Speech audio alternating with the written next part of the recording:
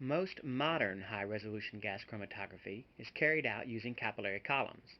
Though very small in diameter, these thin tubes of fused silica, that is, high-purity drawn glass, are often very long, some with a length of up to 100 meters. However, the average capillary column diameter is less than 1/2 of 1 millimeter.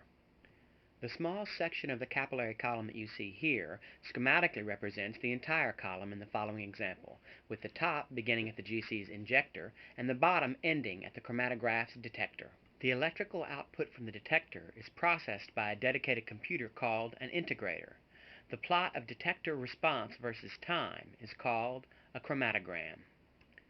When the chemical mixture to be separated is first injected, it is quickly vaporized in the hot injector and swept onto the column by the carrier gas.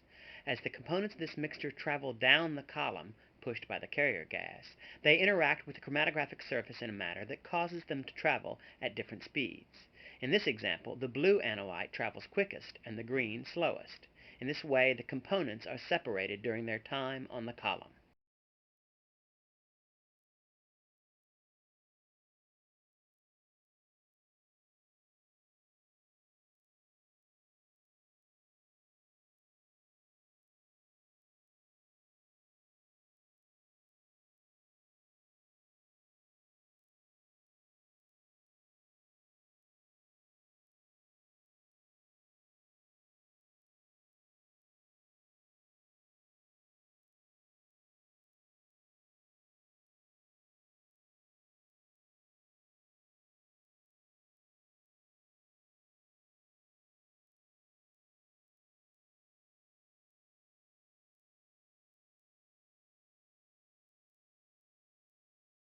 The next detector that we will illustrate is the flame ionization detector.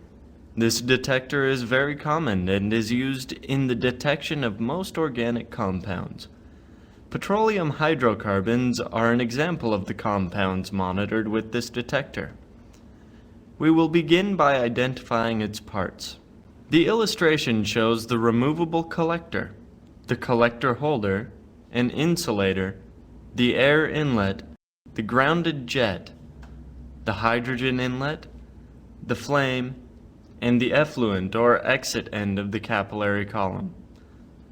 Typical capillary column flows are 1 to 5 milliliters per minute, while the hydrogen flow is around 30 milliliters per minute.